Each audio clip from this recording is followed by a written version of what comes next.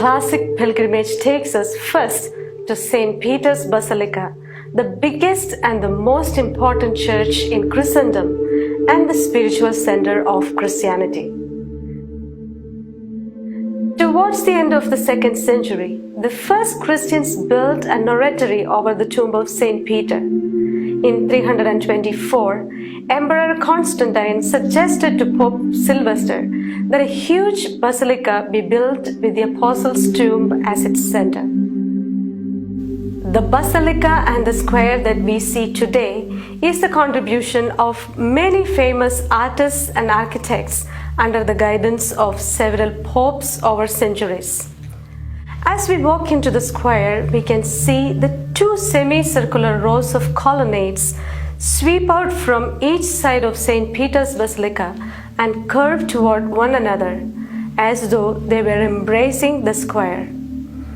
And that is exactly what the architect Gian Lorenzo Bernini intended. The colonnades represent the maternal arms of Mother Church, as he put it. She embraces all souls, all people, and all nations into her fold. Standing tall along the balusters are 140 statues of saints and martyrs. An ancient Egyptian obelisk dedicated to Christ the King stands at the square's center. Now we enter the basilica, and the first thing that strikes us is that all of the architectural, sculptural, and decorative elements have been carefully conceived to complement each other, resulting in perfect harmony.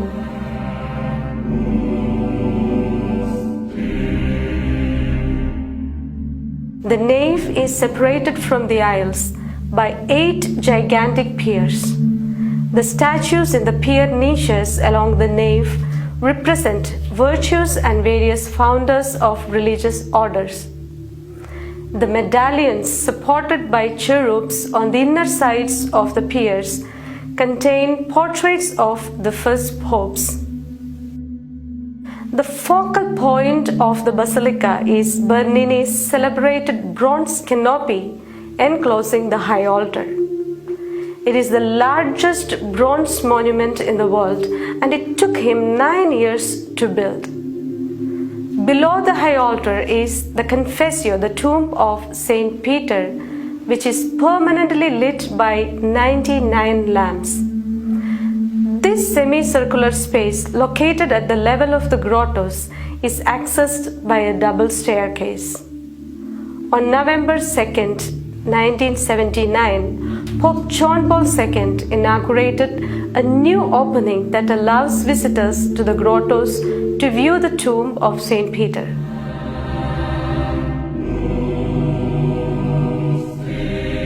What we see now is the throne of St. Peter in the apse. The throne is supported by giant statues of the 4 doctors of the church. The structure has the backdrop of a golden alabaster glass window, at the center of which is a dove, a symbol of the Holy Spirit.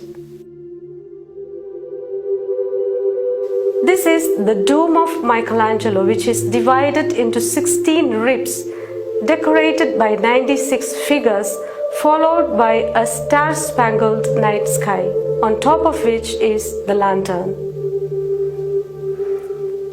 By the last pier on the right-hand side is a bronze statue of St. Peter with keys, symbolizing the papal authority. The basilica contains 44 altars, 11 domes, 778 columns, 395 statues, including Michelangelo's Pieta, and 135 mosaic panels. Despite hundreds of visitors inside, a pilgrim soul that seeks silence finds peace and solitude inside this magnificent structure.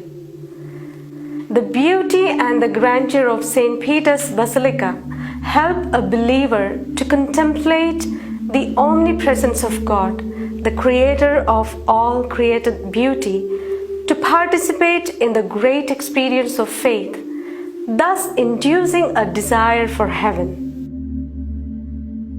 With the heart of a pilgrim, we continue our journey to the next station, the Basilica of St. Paul outside the wall.